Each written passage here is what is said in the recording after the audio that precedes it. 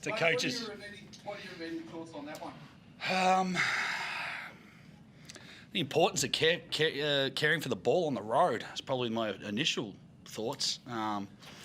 Just, the last game against Illawarra, watching it back, it was really difficult the way we punted it around the gym.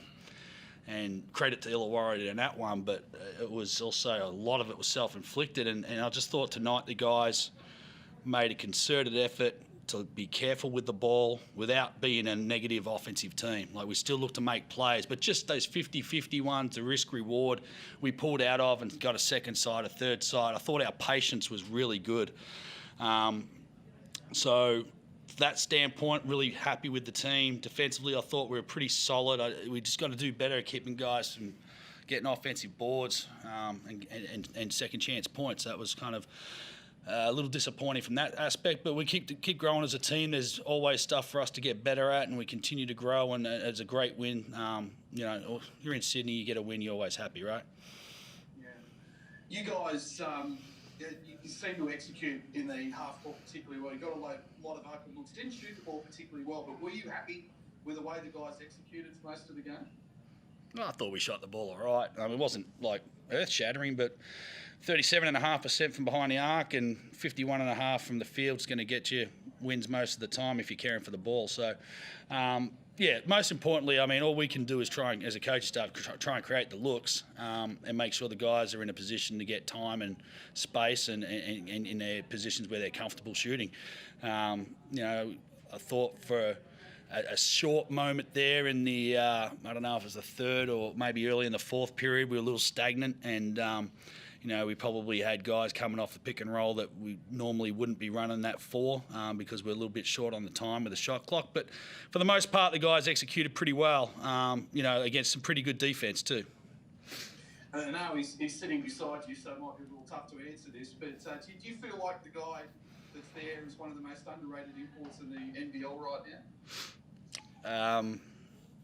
Not in our clubhouse. We love him. No, really, we do. We got a lot of time. I tell him this all the time. We're still just scratching the surface on his abilities. I think he's a wonderful player. He's a tough matchup. He's so good at so many things, and he's a little unorthodox. He takes off the wrong foot and all those sorts of things, which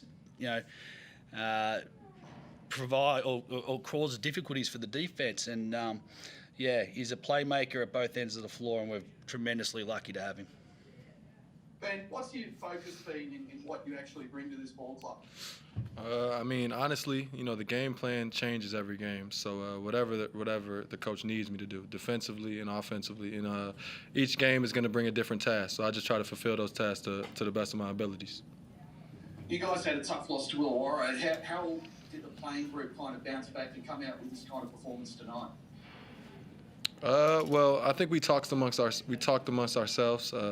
We definitely, what Coach touched on, turning the ball over was kind of unacceptable during that game. But we talked amongst ourselves, and we kind of looked at it from a perspective of we need to uplift each other more. And maybe in that Illawarra game, we were a little too negative or focused on too many things in the past. So more so just focusing on each moment and uplifting each other.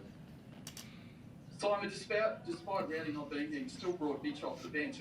Is that something you'll look to continue and turn him into some sort of super six-man? I think it's horses for courses. We went with a smaller lineup tonight to kind of match what Sydney had out on the floor. I felt like, with Kiefer out there, we've got a like for like with Casper. They're both extremely good defenders and quick, and I was kind of hoping that we could throw between Isaiah and Kiefer, just try and wear Casper down a little bit. Hoping he wouldn't be able to make the plays down the stretch. So we went with that, and it also may have freed Kyle up a little bit because Casper got into him a little bit last game. So, it's horses for courses, the way we run our team. Ruben's taken a seat on the bench the last 2 games, but he's a good chance to be back in the starting lineup very, very soon. It really comes down to who our opponent is. But Yanni and Ben have been working very, very well in tandem. So I don't see a need to be making any changes there at any point soon. Yeah, and how's what is Ratton's status? Is he obviously missed this game, but do you envisage him being out for a period of time? Yeah, a little time. He's got a really slight groin strain, but as a 30-year-old, he's only played a handful of games in 12 months.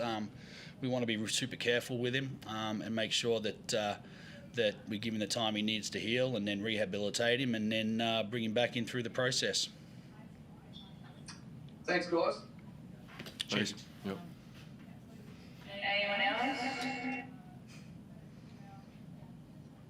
Yeah, I'll put my hand up. Simon Matt from AAP. Just on Mitchell, I appreciate it might be a little bit difficult for you to answer, and I know you've probably been asked this before, but just his ability to produce when he's dealing with, obviously, some things off the court. 24 points tonight, 26, sorry. So could you kind of speak to his impact? He's a very good basketball player, valuable member of our team, leader on the floor and in the clubhouse. And, what he's dealing with, that's the process that he needs to go through, and it's a legal process, so I have no comment on that. But from a basketball standpoint, he's an extremely important player to this team.